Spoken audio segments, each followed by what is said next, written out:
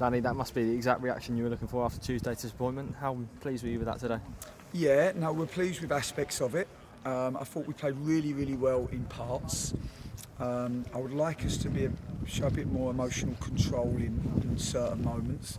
It can be a little bit like living a roller coaster watching Portsmouth, and I've just reminded them all that I'm 42 and I want to stay 42 and I want to feel 52. So I just think at times we can just play with a little bit more control and calmness, and actually it is probably psychological really, and our mindset more than anything else. But there was some really good performances and a really important game. We didn't have an easy way into the game. You know, I have to credit Wimbledon, they played with so much energy, put real pressure on us, forced us long. We didn't win the first, we didn't lock onto the second, and they got a good way into the game. And we had a difficult opening period, but we showed a lot of resilience, and we were able to tactically tweak a couple of bits, moving Ryan Williams inside. I thought he run us into the game. I thought Tom Naylor fought us into the game. And then I thought Ronan was such a threat from the left as Marcus was from the right, and that allowed us to get back into the game, and by half time we were in a good place. Lee Brown, a brace today. What do you think of his performance, and how important was he to be in the side today? Well, I thought he did well going forward. There's always aspects, I think, defensively that we can always work on.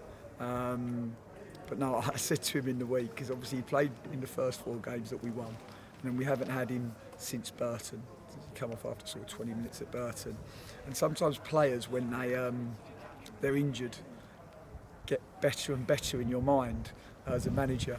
And I said to him in the week, the picture I had of Lee Brown now is like Roberto Carlos. And then he goes and scores 2 goals, pretty much like Roberto Carlos. A great combination and link play with Ronan. And we love that, because we love those wide triangles, and that's something that we work hard with. And they're a natural combination there, then pair. And it was 2 very good goals at really important times in the game. And they obviously played a big part in us being able to win the game. You touched on Ronan Curtis there. How good is it to see him hitting some form? Yeah, he's been great since we've been here. I thought he was a real threat all day. I have to take him off at the end because he's just too emotional, and I just want him to be calm, and I want him to be in control, because he's such an important player to us, and because he's got so much character and so much force and personality. He has such an effect on the group, and we want him to wear an invisible armband and be a leader and a captain for the team. And yeah, he was unplayable at times in that game. And of course he wants to go for more goals and more goals and more goals. And I understand they're down to 10 men, but what we also have to see is the bigger picture. And the bigger picture is that we'd just come off the back of a roller coaster of a game on Tuesday where we drew 3-3. Now, we had to play, once it went down to 10 men, we had to just play with control, move the ball really quickly. Spaces would have then opened up, and then we could have attacked them.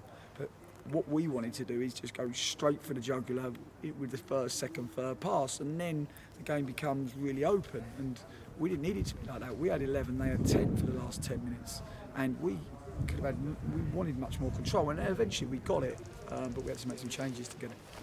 It's in your own hands now. A win against Accrington will seal a playoff place. Is that the position you want to be in? Of course. I think, you know, when we come together as a group, I think maybe 10th after a really difficult run. We've had to fight really hard to get to this point. So much has gone against us, you know, with injuries prior to us even being here, injuries since we've been here, 2 sending offs, you know, to lose Jack Watmore. You know, it's such a huge loss to us. Such a huge loss to us in the team.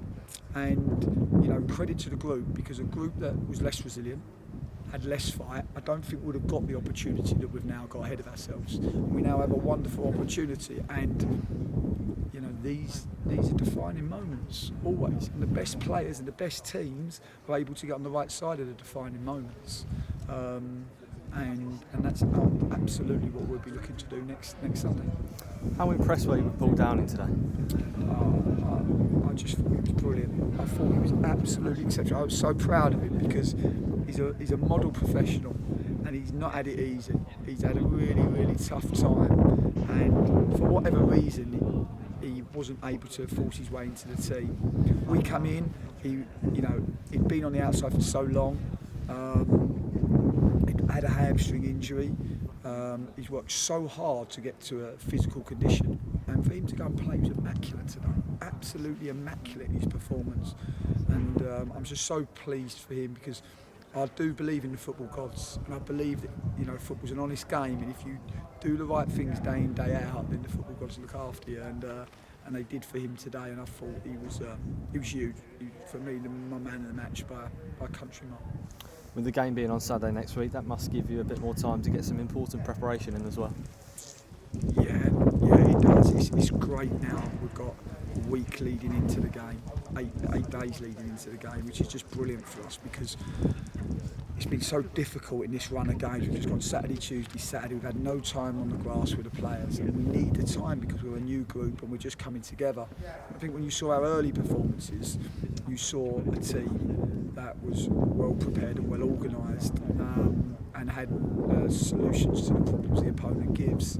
I think naturally what happens after a run of games, then the opposition start to look at the way you're playing and start to make some tactical adaptations themselves, and we haven't had the time on the grass to get to the next page, the next stage in our development, and that's been really tough, really. And while you try to do the best you can and find other ways to deliver the learning through the video meetings, the individual, the development, the department, and also the team meetings, the players need to feel it, and they only feel it on the grass. So to get back on the training pitch is what I'm most excited about. To have Jack Watmore back available makes me double excited, and we have a really tough game now against Accrington, but one that I think we can, and most importantly our supporters can all look forward, because it's been such a tough year for everyone, and we've been so focused as a group on trying to put some smiles on Portsmouth supporters' faces, and it's